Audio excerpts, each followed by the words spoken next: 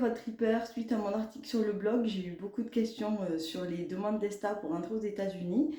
Donc je vais vous montrer comment je fais. Donc, le prérequis pour faire la demande d'ESTA, c'est d'avoir avec vous votre passeport, votre carte bleue bien sûr, et d'avoir numérisé votre passeport avant de commencer. Voilà, on se retrouve tout de suite sur le site. Donc voilà, nous allons commencer. Donc le site officiel, demande d'ESTA, Official ESTA Application Website. C'est le seul à utiliser. Donc avant de commencer, pour vous faciliter la vie, je vous conseille de le mettre en français, en haut à droite. Créer une nouvelle demande. Demande individuelle. Il faut bien sûr accepter et confirmer les notifications de sécurité. Les renonciations, je vous rappelle qu'en signant un ESTA, vous renoncez à tous vos droits. Donc oui, j'ai bien lu. Suivant. C'est là qu'arrive le moment de téléverser votre passeport, qui doit être au format photo. Donc je l'avais préalablement enregistré dans ma galerie. Le voilà.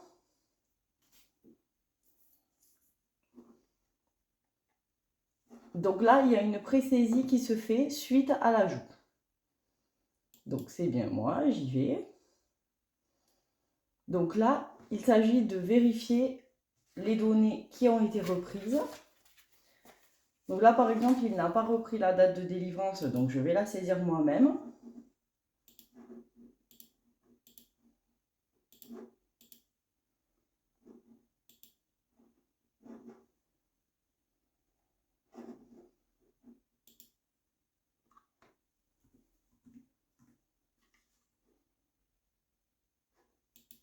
Le pays de naissance.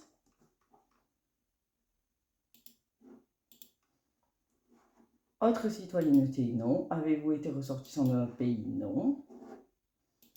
Et là, je saisis mon adresse email, qu'il connaît vraisemblablement parce que j'ai fait beaucoup d'ESTA.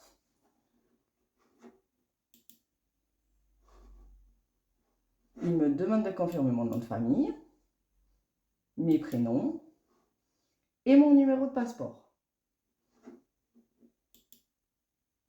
Ma date de naissance.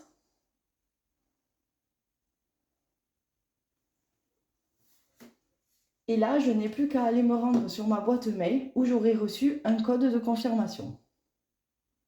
Envoyer le code. Donc là, je vais aller sur ma boîte mail récupérer mon code. Je l'ai reçu. Donc le code, c'est LC3D.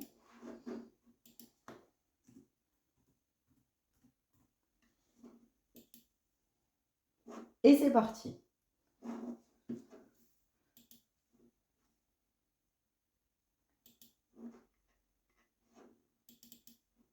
Donc là, mon ordinateur a déjà pré-rempli toutes les informations qu'il connaît. Il va vous demander vos identifiants de compte Facebook, tous vos réseaux sociaux.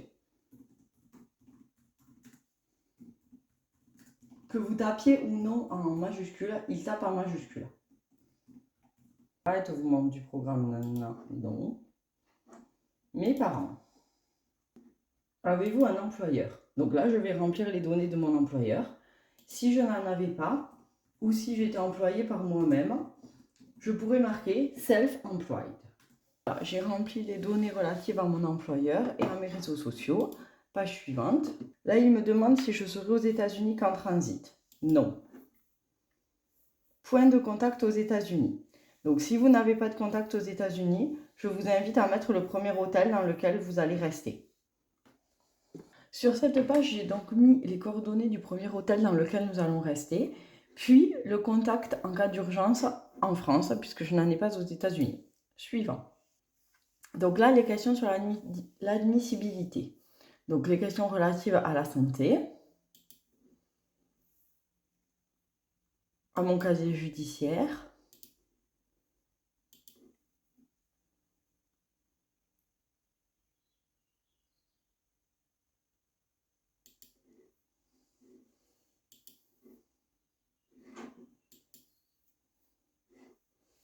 donc là, c'est le récapitulatif. Il est très important de vérifier vos noms et prénoms et que ça soit les mêmes que sur ceux que vous avez indiqués sur votre billet d'avion.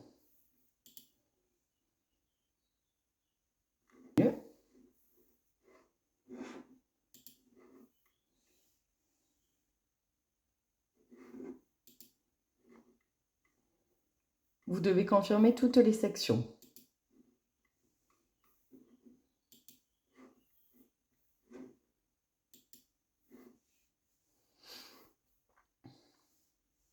Donc la demande est prête à payer. Ça coûte 21 $. Je renonce à demander le remboursement des frais.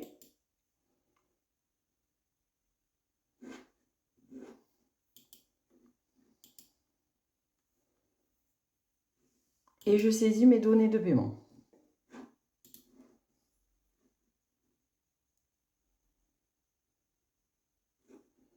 J'autorise la facturation du montant. Et donc là, le statut de mon ESTA est en autorisation en attente. J'ai reçu un mail avec mon numéro d'ESTA, auquel je pourrai vérifier le statut dans quelques temps. Voilà, c'est terminé. C'est une procédure assez rapide et qui évite quand même un visa. Donc, petit update, 1 heure après, j'ai reçu un nouveau mail m'indiquant que le statut de mon ESTA avait changé. Donc, je retourne sur le premier mail qui m'indiquait mon numéro d'ESTA, que je copie, puisque je vais en avoir besoin pour vérifier le statut. Là, je vais dans Check Individual Status.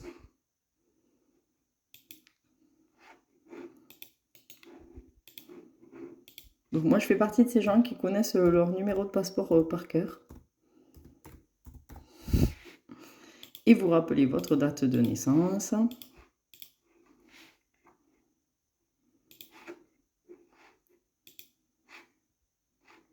Et voilà.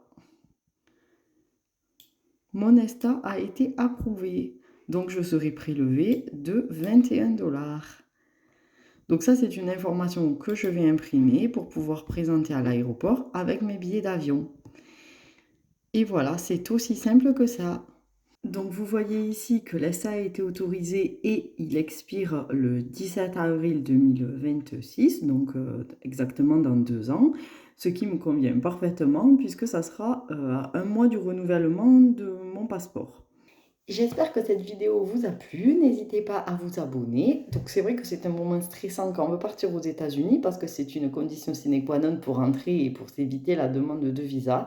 Mais c'est surtout une procédure qui a beaucoup simplifié la vie des voyageurs et qui est plutôt très simple.